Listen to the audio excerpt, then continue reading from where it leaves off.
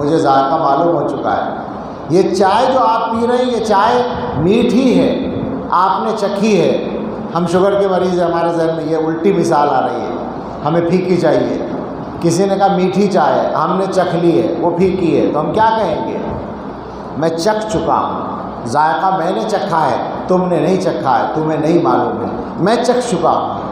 آج کی دنیا میں کیا ہو رہا ہے؟ مسلمانوں کے دلوں میں، دوسروں کے دلوں میں پہلے ہی سے، لیکن مسلمانوں کے دلوں میں شک پیدا کرنے کے لیے محنتیں ہو رہی ہیں. یہ بھی حالات کا ایک حصہ ہے. تعلیم گاہوں میں کیا ہو رہا ہے؟ یونیورسٹیوں میں کیا ہو رہا ہے؟ بڑی تعداد میں، بڑی تعداد کا مطلب 1%، 2% بھی ہوں تو بہت بڑی تعداد ہے. ایتھسٹ بن رہے ہیں، ملحد بن رہے ہیں، پڑھانے والے بھی اور پڑھنے والے بھی، اور ان کا بیک گراؤنڈ ہر مذہب کا ہے. ان میں کچھ مسلمان بھی مذہب یعنی پیچھے سے وہ مسلمان ہیں، اب وہ ملحد بن رہے ہیں. ہمارے لیے سوچنے کا مقام ہے. شک پیدا کیا جا رہا ہے. اور اب تو یہ ذرائع ابلاغ جو ہیں، سوشل میڈیا کے ذرائع، ان کو جو ہے پورے طور پر استعمال کیا جا رہا ہے، اور گھروں کے اندر ایمان کے لیے خطرے کھڑے ہو رہے ہیں. خطرہ کیا ہے؟ حضور نے جو یہاں بات کہی ہے اس کو سمجھ لیں تو سمجھ میں آئے گا خطرہ کیا ہے. فرمایا ایمان کا ذائقہ چکھ لے گا وہ آدمی جو اللہ کو رب مان کر راضی ہو. راضی، مطمئن، خوش، اللہ کو راضی ہو کر رب مانے، محمد صلی اللہ علیہ وسلم کو راضی ہو کر رسول مانے، یا رسول مان کر خوش ہو، اور اسلام کو اپنا دین و مذہب مان کر مطمئن اور خوش ہو. ایک آدمی آپ سے کہتا ہے کہ تم اللہ کو مانتے ہو؟ کہ ہم مانتے ہیں. وہ کہتا ہے کہ کبھی دیکھا ہے اللہ کو؟ تو آپ سوچنے لگے کہ ہاں بھائی دیکھا تو نہیں ہے شاید. جب دیکھا نہیں ہے پتہ نہیں اللہ موجود ہے یا نہیں. یہ جو سوچنے لگے اس کا مطلب یہ ہے کہ ایمان کمزور ہے، ذائقہ نہیں آیا ہے. ذائقہ اگر آیا ہوتا تو کیا ہوتا؟ وہ لطیفہ ہم سنایا کرتے ہیں کہ کسی عالم نے جنگل میں دیکھا ایک آدمی کو جو کسان تھا، ہل چلا رہا. ہل ہی کہتے ہیں نا آپ کے یہاں بھی، زمین جوتنے کے لیے ہل چلا رہا تھا. تو انہوں نے پوچھا کہ تم اللہ کو ایک مانتے ہو؟ حضرت کہا مانتا ہوں. کہنے لگے کیا دلیل ہے کہ اللہ ایک ہے؟ اس آدمی نے کہا دلیل یہ ہے کہ اگر دوبارہ دلیل مانگو گے تو یہ ہل تمہارے سر پہ مار دوں گا. یہ ہے دلیل. یہ اس کا مطلب ہے کہ ایمان کا ذائقہ چکھ رکھا ہے. میں یہ نہیں کہہ رہا ہوں کہ آپ بھی لوگوں کے سروں پہ ہل مارنے کا پروگرام بنا لیں، لیکن یہ تو نہ ہو کم سے کم کہ وہ آپ سے سوال کرے اور آپ جواب دینے کے بجائے خاموش ہو کر سوچنے لگیں. آپ کو یہ کہنا ہے کہ ہاں میں اللہ کو مانتا ہوں اور ایک مانتا ہوں، اور اس کے علاوہ کوئی دوسرا پہلو قابل غور ہے ہی نہیں، میرا ایمان ہے یہ. ایک آدمی کہتا ہے جی آپ کا مذہب بڑا اچھا ہے ویسے تو اسلام، مگر اس میں فلاں جو چیزیں ہیں نا، جیسے پردے کا حکم ہے، جیسے نمازیں ہر وقت نماز ہی پڑھتے رہو، کام کے وقت میں بھی نماز پڑھتے رہو، ذرا اس طرح کی چیزیں نہیں ہونی چاہیے. اور آپ سوچنے بیٹھ گئے کہ ہاں کچھ ٹھیک تو لگ رہا ہے. کیا مطلب اس کا؟ اس کا مطلب یہ کہ ایمان کمزور ہے، ذائقہ نہیں چکھا ہے. حضرت محمد صلی اللہ علیہ وسلم کی ذات اقدس کے بارے میں گستاخی کرتا ہے آدمی اور الٹی سیدھی باتیں کرتا ہے، اور کوئی بیچارہ پڑھا لکھا مسلمان جو اپنے آپ کو پڑھا لکھا سمجھتا ہے، ایسے ہی لوگوں کا خطرے میں ہوتا ہے نا معاملہ، وہ بیٹھ گیا بات کرنے کے لیے اور غور و فکر کرنے کے لیے. نہیں، یہ نہیں چلے گا. حضور فرما رہے ہیں کہ اللہ کو رب، اسلام کو مذہب اور حضرت محمد صلی اللہ علیہ وسلم کو رسول مان کر راضی اور مطمئن ہو تو اس کو ایمان کا ذائقہ مل جائے گا. اور جب ایمان کا ذائقہ مل جائے گا تو بھائی پھر ایمان کو ہمارے دلوں سے کوئی نکال نہیں سکے گا. یہ بچے جو خطرے میں پڑ رہے ہیں یہ وہی ہیں جن کو ذائقہ نہیں چکھایا گیا، ورنہ جن کے دلوں میں ذائقہ اتر جاتا ہے وہ آج کے زمانے میں بھی سب کچھ قربان کرتے ہیں، اپنے ایمان کو خطرے میں ڈالنے کے لیے تیار نہیں ہوتے. تو پہلا کام ہے سیرت کا جو پیغام ہے وہ محبت کا پیغام. حضور علیہ السلام کی محبت اور اللہ کی محبت دلوں کے اندر عام کر دی جائے تاکہ ایمان بچ جائے. اور اس کے بعد اس کے بعد اگر آپ اگلے پیغام پر بات کریں گے تو وہ ظاہر بات ہے اس کا تعلق اعمال سے ہے، اور جب اعمال کی بات آئے گی تو یہ پیغام ہم سب کی زندگیوں میں بہت کمزور پڑا ہوا ہے، اور جب ہماری زندگی میں کمزور ہے تو پھر دوسروں تک کیسے پہنچے گا؟ اس کی طرف میں اشارہ کر چکا ہوں شروع میں، وہ یہ کہ ایک انسان کو ایک واسطہ تو پڑتا ہے اپنے مالک و خالق سے، اللہ تعالیٰ سے، اور ایک واسطہ پڑتا ہے اللہ کے بندوں سے۔ آپ سوچیں ذرا، اللہ کے ساتھ جو ہمارا معاملہ ہے وہ کتنا ٹھیک ہے؟ آپ کو اندازہ ہو گیا کہ 10% مسلمان بھی ڈھنگ سے نماز پڑھنے والے نہیں ہیں، تو اللہ کے ساتھ کیا معاملہ ٹھیک ہے مسلمانوں کا؟ اور اس کے بعد پیغام کی بات آپ کرتے ہیں تو پیغام کا تعلق انسانوں سے ہوتا ہے، اور جب انسانوں کے معاشرے میں ہم دیکھیں گے تو دو طرح کے معاملات ہوتے ہیں۔ ایک وہ معاملات ہیں جن کا تعلق خانگی اور گھریلو زندگی سے ہے، اور ایک وہ معاملات ہیں جو سماجی زندگی سے تعلق رکھتے ہیں، اور اس سے آگے بڑھ کر اجتماعی زندگی سے، یا کیا کہیں گے سیاسی زندگی جس کو کہا جائے، اس سے تعلق رکھتے ہیں۔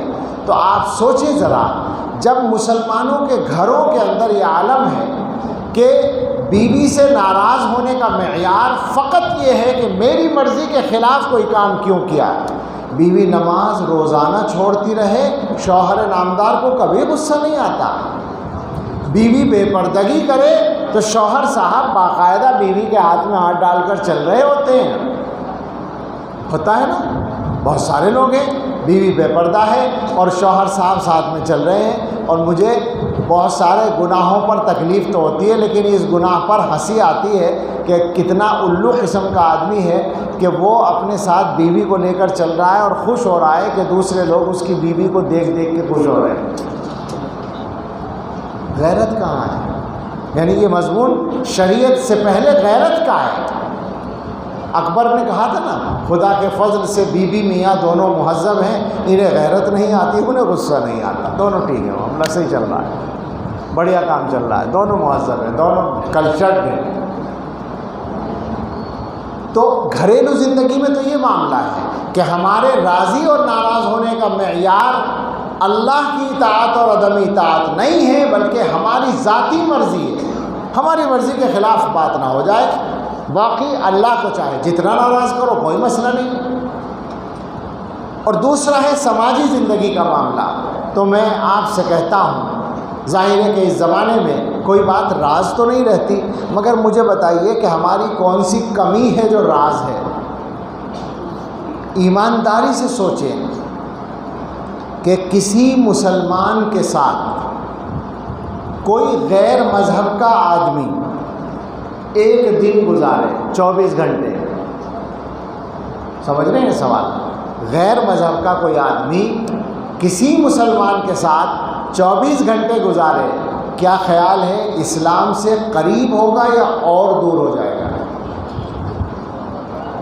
اکثر مسلمانوں کے حال کو سامنے رکھ کر بتائیے، اور دور ہوگا نہیں ہوگا؟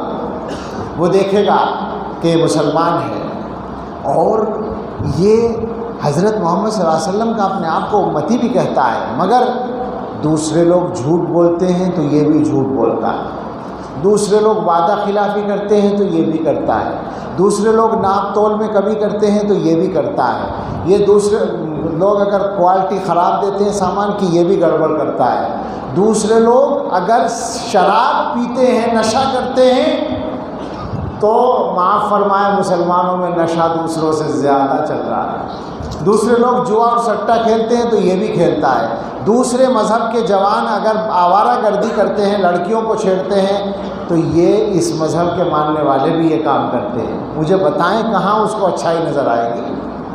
اور غصہ الگ سے، لڑائی الگ سے، وہ کیسے قریب آئے گا اسلام کے؟ اور اس سے آگے بڑھ کر سیاست میں چلے جائیں تو مجھے سوچ کر بتائیں، یہ ذرا عام مجمع کی بات نہیں ہے، یعنی مطلب لوگوں سے پوچھنے کی نہیں تو بڑوں سے پوچھنے کی ہے، لیکن بہرحال جب ہے تو پیغام کی بات ہے، تو مسلمان ہونے کی حیثیت سے ہم میں سے کوئی آدمی اگر میدان سیاست میں ہے تو کیا واقعتاً وہ حضرت محمد صلی اللہ تعالیٰ علیہ وسلم والی سیاست کرتا ہے، ان کے طریقے پر قیادت کرتا ہے جس سے لوگوں کے اوپر اثر پڑے کہ واقعی اگر لیڈر اور قائد ہونا چاہیے تو یہ ہونا چاہیے ہمارا؟ اب میں اس پر بات کروں گا تو ذرا بات لمبی بھی ہو جائے گی، اور ظاہر ہے کہ اس مجمع سے اس کا براہ راست تعلق نہیں ہوگا، اس لیے میں اس کو سمیٹتا ہوں، لیکن ایک اشارہ کرتا ہوں مثال کے طور پر۔ ایک واقعہ سب کو پتہ ہے، غزوہ خندق کا موقع ہے اور کفار کی طرف سے سخت حالات ہیں۔ اس وقت میں کھانا پینا مشکل ہو گیا ہے۔ حضرت جابر ابن عبداللہ رضی اللہ عنہما حضور کی خدمت میں آئے، انہوں نے آ کر کہا بھوک لگی ہے، کھانے کو کچھ نہیں مل رہا ہے۔ کمر سیدھی رکھنے کے لیے پیٹ پر ایک پتھر باندھ لیا ہے۔ انہوں نے پیٹ کھول کے دکھایا کہ یہ پتھر بندھا ہوا ہے۔ اس کے جواب میں کیا ہوا؟ سب کو پتہ ہے یا نہیں؟ حضور نے کیا کیا؟ اپنا پیٹ کھول کر دکھایا، وہاں 2 پتھر بندھے ہوئے ہیں۔ اجازت ہے یہ کہنے کی کہ اس میں قائد کے لیے، قیادت کے لیے معیار بتایا گیا ہے کہ جس پریشانی سے قوم 2-4 ہے، قائد اس سے پہلے 2-4 ہے۔ ایسا نہ ہو کہ ہمارا لیڈر بیٹھا ہو اپنے بڑے سے شاندار مکان اور محل میں اور بھوکا پہنچا اس کی قوم کا آدمی، اور وہ یہ کہے کہ اگر آٹا مہنگا ہو رہا ہے تو کیک کھا لو۔ یہ تو لطیفہ ہے خیر، لیکن یہ بات تو بہرحال ہے کہ اگر قوم کا کوئی آدمی کسی پریشانی میں مبتلا ہے تو قائد تو اس پریشانی میں مبتلا نہیں ہے، وہ تو بہت مزے میں ہے، اس کے پاس تو بڑی لمبی دولت ہے۔ حضرت محمد الرسول اللہ صلی اللہ علیہ وسلم کی سیرت کا پیغام تو سارے میدانوں میں سیرت کو زندہ کرنا پڑے گا جناب عالی، سماج میں بھی اور سیاست میں بھی اور گھر میں بھی۔ حضور علیہ السلام کا جو کردار ہے، اب آپ سوچیں ذرا کہ ہم آپس کے معاملات میں دوسروں کی بات کیا کریں، آپس کے معاملات میں مجھے بتائیں انسانوں کے ساتھ برتاؤ میں حضور کا سب سے مشہور وصف کیا ہے؟ معاف کرنا، نرمی دکھانا، درگزر کرنا۔ مسلمانوں کے یہاں 99% خاصاب ہیں۔ خاصاب کا لفظ میں اس مفہوم میں بول رہا ہوں، برداشت کرنے کو تیار ہی نہیں ہے۔ اپنے بھائی کو معاف کرنا تو ہم لوگ جانتے ہی نہیں ہیں۔ ہماری مرضی کے خلاف، ہماری شان کے خلاف کوئی بات ہو گئی تو صاحب اب تو اس کو بالکل زمین میں دفن کر کے چھوڑیں گے، اس کے بغیر کوئی راستہ ہی نہیں ہے۔ وہ معافی بھی مانگ لے تو ہم معاف نہیں کریں گے۔ حضور علیہ السلام کے جو یہ مزاج کی باتیں ہیں، یہ کردار کی باتیں ہیں، یہ زندہ کرنی پڑیں گی تو دنیا کے اندر سیرت کا پیغام جائے گا۔ بار بار کہنے کی ضرورت ہے یہ بات کہ ہم سب کی ایک ذمہ داری ہے، اور وہ یہ ہے کہ ہم دنیا کے سامنے عملی طور پر یہ ثابت کر کے دکھائیں کہ سنو، اس زمانے کے حالات میں بھی دنیا کی مصیبتوں کا واحد حل اسلام ہے، حضرت محمد الرسول اللہ صلی اللہ علیہ وسلم کی سیرت کا طریقہ ہے، مگر یہ ثابت کرنے کے لیے پہلے ہمیں اپنے آپ کو اس پر چلنا پڑے گا۔ جب ہم اس پر چلیں گے تو کیا ہوگا؟ پھر یہ ہوگا کہ حضرت مدنی رحمۃ اللہ علیہ، بھائی نرمل میں تو جمعیت علماء بڑی زندہ ہے، شیخ الاسلام کو سب جانتے ہیں۔ شیخ الاسلام حضرت مدنی جیل میں جاتے ہیں اور ان کے ساتھ ایک ہندو لیڈر بھی جیل میں پہنچتے ہیں، اور وہ 2-3 دن کے بعد ہی جیلر سے کہہ کر اپنی بیرک شفٹ کرا لیتے ہیں۔ حضرت ان کے پاس پہنچے، بھائی کیا بات ہوئی، آپ کچھ ناراض ہو گئے؟ ان کا نہیں، ناراض نہیں ہوا، آپ کے ساتھ 2-3 دن جو گزارے اور آپ کا جو کردار دیکھا تو پتہ چل گیا کہ اگر 2-4 دن اور رہنا پڑا تو مسلمان بھی ہونا پڑے گا۔ ان کے ساتھ رہ کر آدمی ایمان سے قریب آتا تھا، ہمیں دیکھ کر آدمی ایمان سے دور جاتا ہے۔ بدلنے کی ضرورت ہے میرے بھائیو، مجھے اپنی بات سمیٹنی چاہیے، وقت بہت ہو گیا، 1 گھنٹہ تقریباً مجھے بھی بولتے ہوئے ہو گیا۔ مجھ سے تو کچھ کہا نہیں جا سکا آپ کے سامنے، آپ کے موضوع کا حق ادا تو خیر بڑی بات تھی کرنا، لیکن بہرحال جو کچھ تھا 2-3 باتیں میں نے عرض کی ہیں۔ پہلی بات وہ ہے جس کا تعلق سبھی سے ہے لیکن خدام دین سے زیادہ ہے، اور وہ نیت کا مسئلہ ہے۔ اور باقی یہ بات ہے کہ سیرت کا جو پیغام ہے حالات کے اعتبار سے وہ کیا ہے، تو اصل میں حالات کی صحیح نشاندہی پہلے ضروری ہے۔ جب حالات کی نشاندہی ہو جائے گی تو پیغام بھی صحیح طریقے سے پہنچ سکے گا۔ میں نے آپ سے جو کہا اس کا خلاصہ یہ ہے کہ حالات اصل وہ نہیں ہیں جو غیروں کی طرف سے آ رہے ہیں، حالات اصل وہ ہیں جو ہمارے اندر سے پیدا ہو رہے ہیں۔ ہمارے جو اپنے اعمال ہیں وہ اصل میں ہمارے حالات ہیں۔ ہمیں اپنے آپ کو ٹھیک کرنے کی ضرورت ہے، اور کاش ایسا ہو جائے کہ ان سیرت کے جلسوں کے نتیجے میں ہم لوگ اپنی زندگیوں میں کچھ نہ کچھ تو تبدیلی کرنے کی فکر کر لیں۔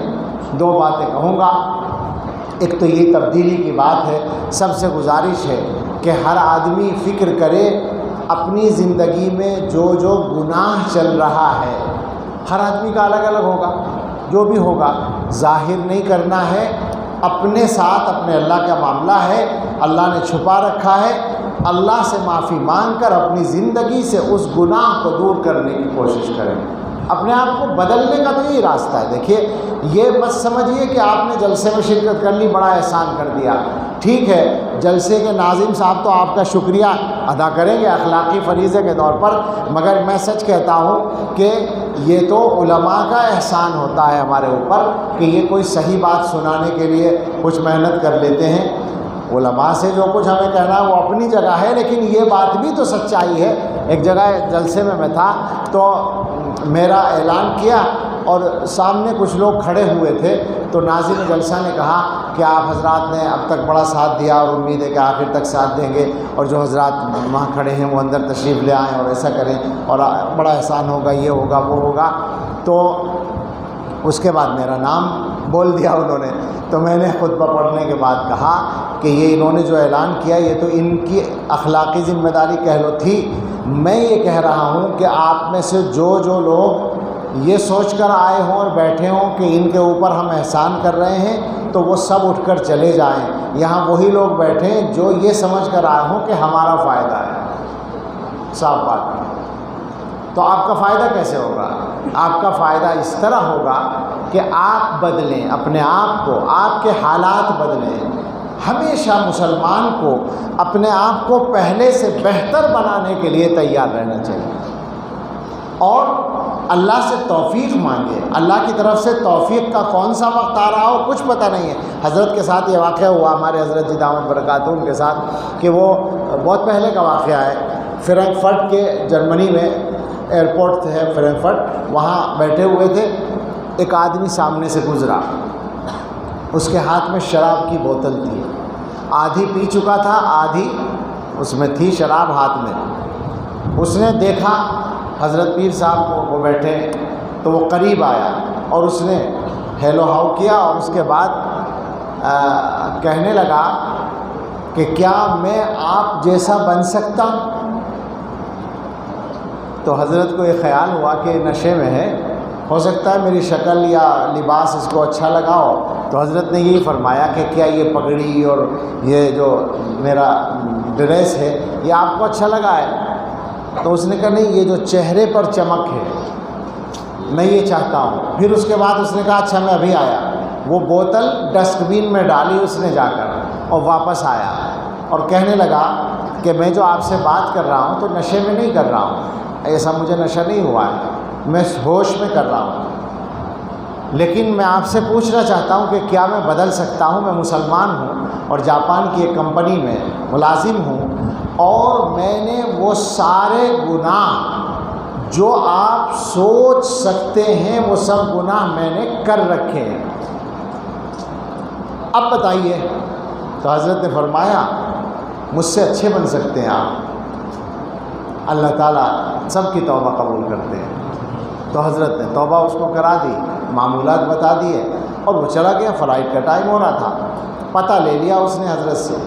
3-4 مہینے کے بعد اس نے خط لکھا کہ آپ سے ملاقات کے بعد واپس آ کر اللہ نے مجھے بدل دیا ہے، اب نماز کی پابندی ہے، گناہ جو تھے بدکاری وغیرہ وہ سب چھوٹ گئی ہے، اور کبھی کبھی تہجد کی نماز بھی نصیب ہو جاتی ہے۔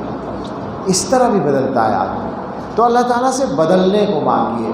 میں بار بار بدلنے کی بات کرتا ہوں اس وجہ سے کہ ہم لوگ اسی معاملے میں غفلت کا شکار ہیں۔ ہم میں سے ہر ایک نے یہ سمجھ رکھا ہے میں تو بالکل ٹھیک زندگی گزار رہا ہوں، لیکن ایک سوال کا جواب بتائے گا کہ واقعی ٹھیک ہے یا نہیں۔ کیا ہم تیار ہیں کہ ابھی اللہ تعالی ہمیں اپنے پاس بلا لیں اور اس کے بعد کیا ہمیں یقین ہے کہ ہم سیدھے جنت میں پہنچ جائیں گے؟ یہ اس سوال کا جواب بتائے گا کہ ہمیں بدلنے کی ضرورت ہے۔ تو نیت کر کے اٹھیے یہاں سے کہ ہمیں اپنے آپ کو بدلنا ہے۔ اور ایک گزارش یہ ہے کہ سیرت کا جلسہ ہے، شوق سے سنتے ہیں لیکن سیرت کو پڑھتے نہیں ہیں۔ اس مجمع میں بڑی تعداد ایسے لوگوں کی اکثریت ہوگی جو پڑھنا جانتے ہیں، پڑھے ہوئے لوگ ہیں، پڑھے لکھے لوگ ہیں۔ مجھے ایمانداری سے بتا سکتے ہیں کہ کتنے لوگ ہیں جنہوں نے سیرت کے موضوع پر ایک مکمل کتاب 1000-2000 صفحے کی پڑھ رکھی ہو؟ اکثر لوگ نہیں ہوں گے، مجھے پتہ ہے، میں آپ سے پوچھ نہیں رہا ہوں، نہ میرا مقصد شرمندہ کرنا ہے، مگر ایک گزارش کرنی ہے۔ یہ ربیع الاول کا مہینہ چل رہا ہے، اگلے سال پھر آئے گا انشاءاللہ۔ اس ایک سال کے عرصے میں آپ طے کر لیں کہ روزانہ 10-5 صفحے سیرت کی کتاب کے ضرور پڑھیں گے انشاءاللہ، اور اپنے گھر والوں کو سنائیں گے۔ جو لوگ پڑھنا نہیں جانتے وہ دوسروں سے سنیں گے، اور جو پڑھنا جانتے ہیں وہ پڑھیں گے اور سنائیں گے۔ اگر روزانہ کسی نے 10 صفحے پڑھ لیے تو 3600 صفحات 3500 سے زیادہ ہو جائیں گے، اور جن لوگوں کے بال سفید ہو گئے ہیں انہوں نے بھی اب تک 3500 صفحات نہیں پڑھے ہوں گے سیرت پر، 1 سال میں ہو جائیں گے۔ اس گزارش کو یاد رکھیے گا اور عمل کی کوشش کیجیے گا۔ جب ہر مسلمان حضرت محمد الرسول اللہ صلی اللہ تعالیٰ علیہ وسلم کی سیرت سے اس حد تک واقف ہو جائے گا تو یقیناً سیرت کا پیغام حالات کو بدلنے کے لیے کارآمد ہو جائے گا۔ اللہ ہم سب کو توفیق عطا فرمائے، آمین۔ وآخر دعوانا ان الحمدللہ رب العالمین۔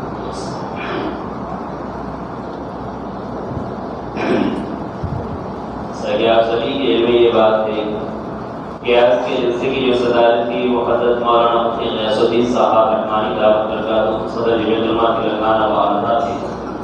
حضرت کی طبیعت بہت زیادہ خراب تھی، اس وجہ سے حضرت نے معذرت کر دی، اسی لیے وہ یہاں نہیں پہنچ سکے، لیکن تمام آداب کے باوجود ابھی جنرل شہر کو حضرت برابر تشریف لاتے اور انہوں نے معذرت کر دی اور اپنا پیغام سنایا کہ یہ مسجد کی پروگرام کرتے رہیں کہ اللہ ضرور آئے گا۔ جمعیت علماء کہ وہ واحد جماعت کی محیط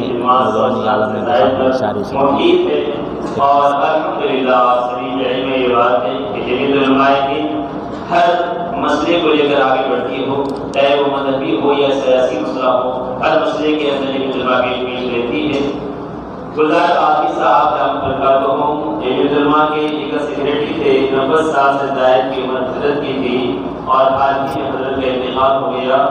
یہ وہ ہستی تھی جنہوں نے بے گناہ قیدیوں کو رہائی دلانے میں اور باعزت بری کروانے میں اہم رول ادا کیا ہے۔ ان کی محنت سے، ان کی دنیا سے وصول تجاری سے ہم بڑے غمگین ہیں، اور ہم ان کے حق میں دعا ہو رہے ہیں کہ اللہ تعالیٰ حضرت کی بارگاہ میں مغفرت فرمائے۔ ایک یاد سماعت فرمائے مولانا سید رضوان صاحب اسرابی نوری، ان کی کتاب ہے سیرت النبی کے 30 اسباب کے نام پر لکھی گئی ہے۔ بزرگان دین نے اس کی تعریف کی ہے اور اچھی بہترین کتاب ہے۔ آپ احباب سے گزارش ہے کہ جاتے ہوئے اس کتاب کو خرید کر لے جائیں، اس کی قیمت صرف 50 روپے۔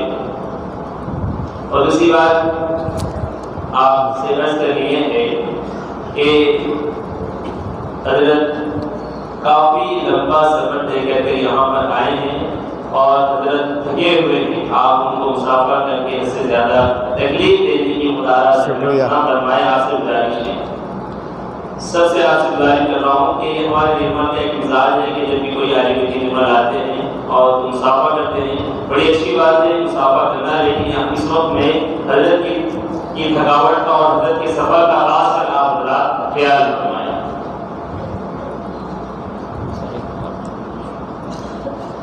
یہ پوچھ رہے ہیں سیرت کے مطالعے کے لیے کوئی سہل کتاب۔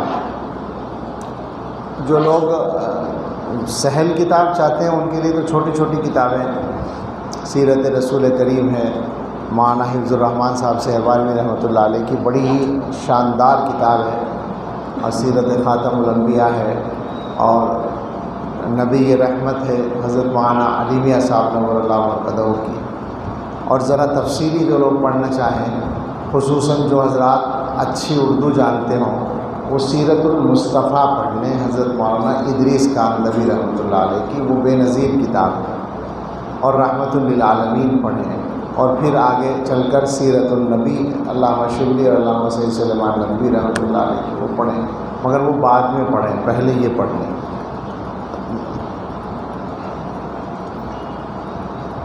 یہ کچھ نام دعا کے لیے ہیں: عبدالحکیم صاحب، مختار احمد خان صاحب، طلحہ خان صاحب، مظہر صاحب، ان سب کی صحت کے لیے، اور شارق صاحب اور شیخ احمد صاحب کی مغفرت کے لیے دعا کرنی ہے۔ اور ظاہر ہے کہ اس مجمع میں بہت سارے لوگ ہوں گے جو خود یا ان کے متعلقین بیمار ہیں، یا متعلقین میں سے کسی کا انتقال ہوا ہے۔ خود میرا قصہ ہے کہ میرے بہنوئی کا کل انتقال ہوا ہے، تو تمام ہی مرحومین کی مغفرت کے لیے دعا کریں، اور بیماروں کی شفا کے لیے بھی۔ اور جب دعا کی بات ہو رہی ہے تو ایک گزارش ہے کہ دعا کرنے کی عادت ڈالیں۔ ہم لوگ اللہ تعالیٰ سے دعا بھی نہیں کرتے ہیں۔ مسلمانوں کا حال جو ہے وہ ایسا ہے کہ اللہ سے مانگنے میں بھی تکلف ہے۔ بتاؤ ایمانداری سے کتنے لوگ ہیں جو روزانہ 5 منٹ بیٹھ کر ڈھنگ سے دعا کرتے ہیں؟ نہیں، ہاتھ اٹھوانا مقصد نہیں ہے، مجھے پتہ ہے 2 4 10 20 دفعہ تو اٹھ جائیں گے۔ اکثریت کی بات ہوتی ہے نا، بات تو اکثریت کی ہوتی ہے۔ اکثریت کا حال یہی ہے کہ رسمی سی دعا کر لیتے ہیں جو نمازی ہیں، اور جو نمازی نہیں ہیں ان سے پوچھ کے دیکھو، مانگنے کے لیے تو آنا پڑتا ہے نا۔ تو دعا کرنے کی عادت ڈالیں، اللہ سے مانگیں، اللہ سے مانگنے کا مزاج بنائیں، اور کوشش کریں اللہ سے مانگنے کا منہ بھی بن جائے۔ اللہ سے استغفار کریں گے تو مانگنے کا منہ بھی ہو جائے گا۔ دعا کر لیں۔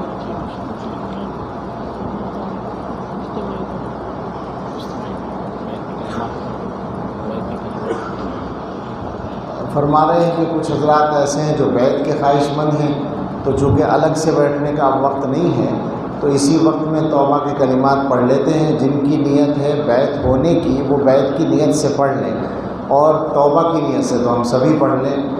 اور واقعہ یہ ہے کہ ہمیں سب کو توبہ کی ہر وقت ضرورت ہے، روزانہ ضرورت ہے، تو سارے لوگ پڑھ لیں توبہ کی نیت سے، لیکن بیعت کی نیت وہ حضرات کریں جو بیعت کا ارادہ رکھتے ہیں۔ اور اس میں بھی ایک شرط ہے کہ کسی اور شیخ سے وہ بیعت نہیں ہے، یعنی موجودہ حضرات میں سے اگر ان کے شیخ موجود ہیں تو وہ بیعت نہ کریں، اپنے شیخ سے اپنا مضبوط تعلق قائم کر کے استفادہ کریں۔ باقی جن لوگوں کو ایک کمزور قسم کا ادنا درجے کا واسطہ ہی چاہیے تو وہ بیعت کی نیت کر کے کلمات پڑھ لیں۔ ہمارا قصہ یہ ہے کہ ہمیں جب بھی ہم بیعت کرتے ہیں تو اندر سے شرم آتی ہے بہت زیادہ، لیکن حکم کی تعمیل میں کرتے ہیں، اور اس امید پر کرتے ہیں کہ بجلی کا وائر اگر کمزور بھی ہو تو لائٹ پہنچ ہی جاتی ہے، تو لائٹ تو اوپر سے آنی ہے، انشاءاللہ پہنچ جائے گی، اللہ کی ذات سے امید ہے۔ تو جو حضرات بیعت کا ارادہ کرتے ہیں وہ بیعت کی نیت سے پڑھ لیں، باقی سب توبہ کی نیت سے۔ بسم اللہ الرحمن الرحیم، لا الہ الا اللہ محمد الرسول اللہ، آمنت باللہ وملائکتہ وکتبہ ورسلہ والیوم الآخر والقدر خیرہ وشرہ من اللہ تعالی والبعث بعد الموت، آمنت باللہ کما ہوا باسمائہ وصفاتہ وقبلت جميع احکامہ، اقرار باللسان وتصدیق بالقلب، اشہد ان لا الہ الا اللہ واشہد ان محمدا عبدہ ورسولہ، استغفر اللہ ربی من کل ذنب واتوب الیہ۔ اللہ ہماری توبہ قبول فرما لے۔ ہم تو بہت گناہ گار ہیں، اور میں اپنے بارے میں کہہ رہا ہوں خاص طور سے، اور یہ بتانا چاہتا ہوں کہ میں ہر جگہ یہی سوچ کر جاتا ہوں کہ جگہ جگہ توبہ کریں جا کر، کہیں کی توبہ تو قبول ہو جائے گی۔ قیامت کے دن شاید کام چل جائے، اللہ تعالیٰ سے یہی کہہ کر کہ اللہ گناہ تو نہیں چھوٹے مگر ہم توبہ بھی کرتے ہی رہے، توبہ قبول کر لیجیے۔ ایک حدیث ہے، اس میں یہ ہے کہ ایک بندہ آئے گا قیامت کے دن، اللہ تعالیٰ فرشتوں سے کہیں گے کہ اس کے اعمال سناؤ، تو اعمال میں بہت سارے گناہ ہوں گے، فرشتے وہ سنائیں گے، تو سارا سننے کے بعد وہ بندہ کہے گا کہ اللہ یہ سب اعمال بے شک میرے ہیں، میں اقرار کرتا ہوں، لیکن میرا ایک عمل اور تھا، اور وہ یہ کہ میں توبہ کیا کرتا تھا، بے شک میری توبہ کبھی پکی نہیں رہی، ٹوٹ جاتی تھی، مگر میں پھر توبہ کر لیتا تھا، اس توبہ کا تذکرہ نہیں آیا، تو اللہ تعالیٰ فرشتوں سے فرمائیں گے کہ دیکھنا اس کے نام اعمال میں توبہ بھی ہے کیا؟ وہ کہیں گے جی توبہ ہے، بار بار توبہ ہے، تو اللہ تعالیٰ فرمائیں گے ٹھیک ہے اسے بھی جنتی میں بھیج دو، اس کا بھی کام چل جائے۔ یعنی مفہوم یہ بنا کہ گناہ اگرچہ نہیں چھوڑ سکا اپنی کمزوری کی وجہ سے، لیکن توبہ بھی نہیں چھوڑی، تو کم سے کم اتنا تو ہم کریں، دل سے توبہ کر لیا کریں، بعد میں پھر کوئی بات ہو جائے گا پھر دوبارہ توبہ کر لیں۔ جن حضرات نے بیعت کی نیت کی ہے وہ چند معمولات سمجھ لیں، ان کو پابندی سے کریں، یہ یاد رکھیں یہ بیعت کوئی رسم ادا کرنے کے لیے نہیں ہے، صاف بات ہے، اور یہ خالی برکت کے لیے نہیں ہے۔ جو بھی بیعت کی نیت کی ہے جن حضرات نے، وہ معمولات پابندی سے کریں، اور اگر ان میں کچھ حضرات علماء ہیں تو ان سے گزارش ہے کہ وہ رابطہ بھی ضرور رکھیں، دوسرے حضرات ان علماء کے واسطے سے رابطہ رکھ سکتے ہیں، مقصد ہے فائدہ ہونا، تسلسل کے ساتھ تبھی فائدہ ہوگا۔ تو 5 چیزیں ہیں جو معمولات ہیں: استغفار صبح و شام 100 مرتبہ، استغفر اللہ ربی من کل ذنب واتوب الیہ، درود شریف صبح و شام 100 مرتبہ، کوئی سا بھی درود پڑھ سکتے ہیں۔ تیسرے، قرآن کریم کی تلاوت روزانہ جتنی آسانی سے پابندی سے کر سکیں، حفاظ حضرات کم سے کم 1 پارہ پڑھیں، باقی لوگوں سے جتنا ہو۔ یہ 3 چیزیں پڑھنے کے لیے چوتھا کام یہ کہ ہر وقت اللہ تعالیٰ کا دھیان رکھنے کی عادت ڈالیں، یعنی اللہ کو یاد رکھنے کی کوشش کریں۔ طریقہ یہ ہے کہ اپنے سب کام کرتے رہیں، لیکن دل میں یہ خیال رکھیں کہ اللہ مجھے دیکھ رہا ہے، میں جہاں کہیں بھی ہوں، میں جو کچھ بھی کر رہا ہوں اللہ دیکھ رہا ہے۔ تو اس طرح آہستہ آہستہ عادت پڑے گی، ایک دم سے نہیں پڑے گی، بار بار بھول ہوگی، لیکن آہستہ آہستہ عادت ہوگی اور اللہ تعالیٰ کی یاد رکھنے کی آسانی ہو جائے گی۔ ایک کام ہے تھوڑی دیر بیٹھ کر مراقبہ کرنا، باوضو قبلہ رخ بیٹھ کر آنکھ بند کر کے دل کی طرف دھیان دے کر بیٹھیں، یوں سوچیں کہ اللہ کی رحمت دل میں اتر رہی ہے، دل سے گناہوں کی سیاہی دور ہو رہی ہے، اور دل کہہ رہا ہے اللہ اللہ اللہ اللہ اللہ اللہ۔ زبان سے بولنا نہیں ہے، دل سے سوچنا ہے کہ دل اللہ اللہ کہہ رہا ہے۔ یہ مراقبہ ہے، اس کو ضرور کریں پابندی سے۔ عام طور پر اسی میں سستی کر جاتے ہیں لوگ۔ ہم آپ سے یقین کے ساتھ کہتے ہیں کہ جو لوگ پابندی سے مراقبہ کریں گے ان کی زندگی میں تبدیلی لازمی طور پر آنی شروع ہو جائے گی، اور وہ تبدیلی ان کو بھی نظر آئے گی اور ان کے ساتھ والوں کو بھی نظر آئے گی۔ یہ پکی بات ہے، سب آسانی ہوگی، نیکیاں کرنا آسان ہوگا، گناہوں سے بچنا آسان ہوگا۔ یہ 5 معمولات ہیں: استغفار، درود شریف، تلاوت قرآن، ہر وقت اللہ کا دھیان، اور تھوڑی دیر مراقبہ۔ اللہ تعالیٰ آسان فرمائے۔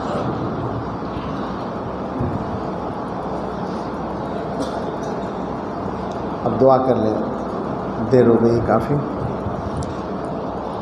اللہم لک الحمد کلہ ولک الشکر کلہ بیدک الخیر کلہ نسألک الخیر کلہ ونعوذ بک من الشر کلہ۔ اللہم صلی علی سید، آواز بڑھائیں نہیں، کم کریں، اور اللہم صلی علی سیدنا محمد وعلی آل سیدنا محمد وبارک وسلم۔ ربنا آتنا فی الدنیا حسنۃ وفی الآخرۃ حسنۃ وقنا عذاب النار۔ ربنا لا تزغ قلوبنا بعد اذ ہدیتنا وہب لنا من لدنک رحمۃ انک انت الوہاب۔ ربنا ہب لنا من ازواجنا وذریاتنا قرۃ اعین واجعلنا للمتقین اماما۔ اللہم انک عفو تحب العفو فاعف عنا۔ اللہم ان قلوبنا و نواسینا و جوارحنا بیدک لم تملکنا منہا شیئا فاذا فعلت ذلک بنا فکن انت ولینا واہدنا الی سواء السبیل اللہم لک الحمد شکرا ولک المن فضلا اللہم انا نسألک التوفیق لمحابک من الاعمال وصدق التوکل علیک وحسن الظن بک سبحان خالق النور اللہم لا تہلکنا فجاء ولا تأخذنا بغتہ ولا تغفلنا عن حق ولا وصیہ۔ اے اللہ، ہم آپ کے کچھ بندے یہاں جمع ہیں اور ہم جمع ہوئے سیرت نبوی صلی اللہ علیہ وسلم کے عنوان سے۔ اللہ اس عنوان کی برکت سے ہم سب کے گناہ معاف فرما دیجئے۔ اللہ ہم بہت گناہ گار ہیں، آپ کو پتہ ہے ہمارے گناہوں کا۔ اللہ آپ نے اپنی مہربانی سے ہمارے گناہوں پہ پردہ ڈال رکھا ہے۔ اللہ یہ آپ کا کرم ہے، آپ اگر چاہیں تو ہمیں ہمارے گناہوں کی پاداش میں فوراً ہلاک کر دیں۔ اللہ آپ نے ایسا نہیں کیا۔ آپ اگر چاہیں، آواز بڑھا رہے اس کو گھٹا دیں آواز۔ اے اللہ اگر آپ چاہیں تو آپ ہمیں رسوا بھی کر سکتے ہیں، مگر آپ نے ایسا نہیں کیا۔ اے رب کریم، اے رحمان الرحیم، ہم آپ کی اسی رحمت کا، مہربانی کا واسطہ دے کر آپ سے درخواست کرتے ہیں کہ اللہ اپنے فضل سے ہمارے سارے گناہ معاف بھی فرما دیجئے۔ اللہ گناہ اگر معاف نہ ہوئے تو ہمارا بیڑا غرق ہو جائے گا۔ اللہ ہماری دنیا اور آخرت تباہ ہو جائے گی۔ اللہ گناہوں کی معافی تو ہمارے لیے لازم ہے۔ اللہ اس کے بغیر ہمارا کام چلنے والا نہیں ہے۔ اے اللہ ہمیں معلوم ہے اگر آپ معاف نہ کریں تو آپ کا کوئی فائدہ نہیں، اور معاف کر دیں تو آپ کا کوئی نقصان نہیں۔ اے اللہ اپنے فضل سے معاف فرما دیجئے۔ ہمیں پتہ ہے آپ کو اپنے بندوں کو معاف کرنا پسند ہے۔ اے اللہ آپ اپنے بندوں کو معاف کرنا پسند کرتے ہیں، اپنے فضل سے ہمیں سب کو معاف فرما دی۔ اللہ ہمیں اپنے فضل سے ہم سب کو معاف فرما دیجئے۔ اللہ ہمارے ساتھ اپنی خاص رحمت کا معاملہ فرما دیجئے۔ اے رب کریم، ہم نے ابھی سب نے مل کر توبہ کی ہے۔ ویسے تو ہم جیسے گناہ گار بار بار توبہ کرتے رہتے ہیں، لیکن اس بڑے مجمع میں اللہ آپ کے کچھ بندے یقیناً ایسے ہوں گے جو آپ کو پسند ہوں گے، جن کی توبہ سچی ہوگی۔ اللہ ان کے ساتھ ہم نے بھی ہم گناہ گاروں نے بھی ہاتھ اٹھا لیے ہیں اور توبہ کی ہے۔ اللہ ان کی برکت سے ہمارے گناہ بھی معاف کر دیجئے اور ہماری توبہ قبول فرما لیجئے۔ اے رب کریم، اے رحمان الرحیم، آپ اپنے بندوں پہ بہت مہربان ہیں۔ اللہ اپنی مہربانی کا معاملہ فرما دیجئے۔ اے اللہ ہمارے جمع ہونے کو قبول فرما لیجئے۔ اللہ اس جلسے کو قبول فرما لیجئے، نافع بنا دیجئے، ہماری زندگیاں بدلنے کا ذریعہ بنا دیجئے۔ اللہ ہم سب کو جسمانی اور روحانی بیماریوں سے شفا دے دیجئے۔ ہم میں اور ہمارے متعلقین میں جو بیمار ہیں، کچھ نام یہاں لیے گئے، مسجد کے صدر صاحب بھی ہیں اس میں۔ اللہ ہمارے تمام مریضوں کو اور ہم سب کو شفائے کامل عطا فرما دیجئے۔ اللہ جو ہمارے عزیز دنیا سے گئے ہیں، جو اہل ایمان دنیا سے گئے ہیں، اے رب کریم ان کی مغفرت فرما دیجئے۔ اللہ ان کے ساتھ اپنی خاص رحمت کا معاملہ فرما دیجئے، اور جب ہمارا وقت آئے تو اے اللہ ہم سب کو بھی اور ہمارے متعلقین کو بھی ایمان پر، کامل ایمان پر خاتمہ نصیب فرمائیے۔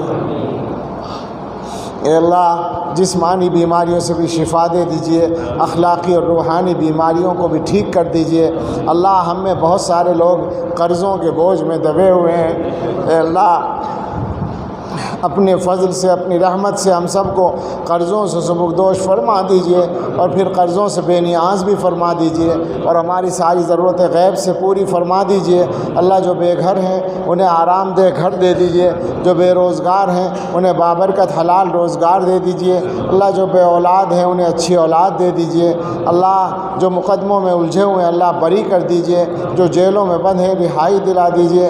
اے اللہ جن کے کاروبار میں کوئی رکاوٹ ہے وہ اللہ اس کو دور کر دیجئے۔ اے اللہ ہم سب کے کاموں میں آسانی عطا فرما دیجئے، ہماری دینی اور دنیاوی ضرورتیں آسانی سے پوری فرما دیجئے۔ اللہ اپنی خاص رحمت کی نظر ڈال دیجئے۔ اے اللہ اس شہر پر اور اس مجمع پر اور ہم سب کے گھروں پر اور ہم سب کے دلوں پر اپنی خاص رحمت کی نظر ڈال دیجئے۔ اے اللہ اس شہر میں جو علماء اور جو خدام دین کام کر رہے ہیں اللہ ان کی خاص مدد فرما دیجئے اور ہم سبھی کے کاموں کو آسان کر دیجئے۔ اللہ ہمارے کاموں کو قبول فرما لیجئے۔ اللہ تمام مدارس کو مساجد کو اپنی حفاظت میں لے لیجئے، دین کے تمام کاموں کو اپنی حفاظت میں لے لیجئے اور اپنے فضل سے تمام خدام دین کی بھی حفاظت فرمائیے۔ اللہ اس ملک کی بھی حفاظت فرمائیے اور اس میں امن و امان قائم رکھیے اور یہاں انصاف کو عام کرا دیجئے۔ اے اللہ جس قسم کی صورتحال سامنے ہے اللہ اس میں ہمیں بہت ڈر لگتا ہے، خاص طور سے ڈر ہے اپنے ایمان کے لیے، اللہ عزتوں اور آبروؤں کے لیے۔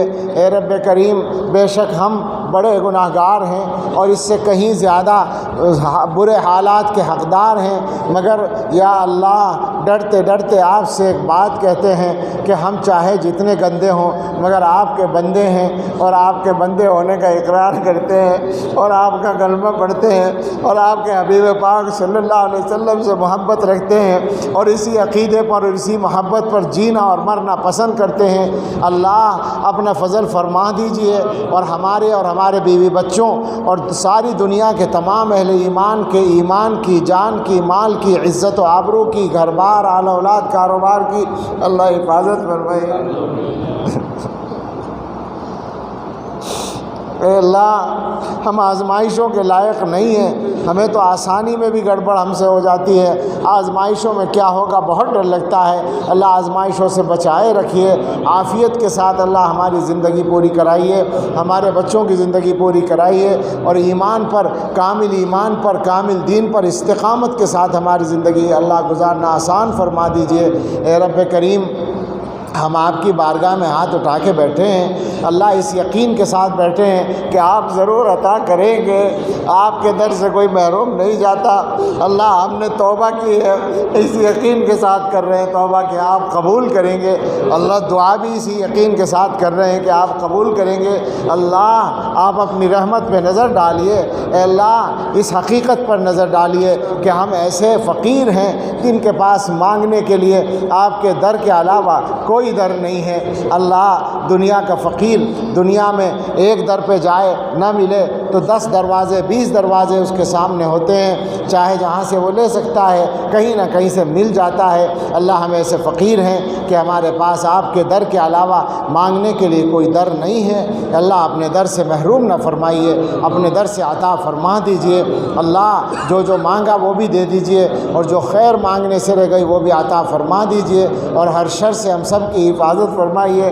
اللہ ہدایت کے بعد گمراہی سے بچائے رکھیے، اللہ عزت کے بعد ذلت سے بچائے رکھیے، اللہ صحت کے بعد بیماری سے بچائے رکھیے، اللہ غنا کے بعد فقیری سے بچائے رکھیے، اللہ اچھے حال کے بعد برے حال سے بچائے رکھیے، اللہ نعمتیں دینے کے بعد زوال نعمت سے بچائے رکھیے۔ اللہ ہمارے ساتھ اپنی خاص رحمت کا معاملہ فرما دیجئے۔ اللہم انا نسألک خیر المسألۃ وخیر الدعاء وخیر النجاح وخیر العمل وخیر الثواب وخیر الحیاة وخیر الممات انک علی کل شیء قدیر۔ ربنا تقبل منا انک انت السمیع العلیم وتب علینا انک انت التواب الرحیم وصلی اللہ علی سیدنا محمد وآلہ واصحابہ اجمعین برحمتک یا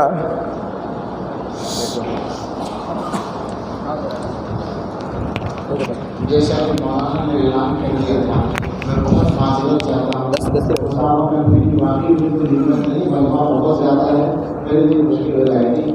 آپ بہت کوشش بھی نہ کریں، سامنے کو مسافر نہیں کر پاؤں گا، سلام کرتا ہوں، ہم سلام کا جواب دے دیں، انشاءاللہ دعا کروں گا۔ السلام علیکم ورحمۃ اللہ وبرکاتہ۔ وعلیکم السلام۔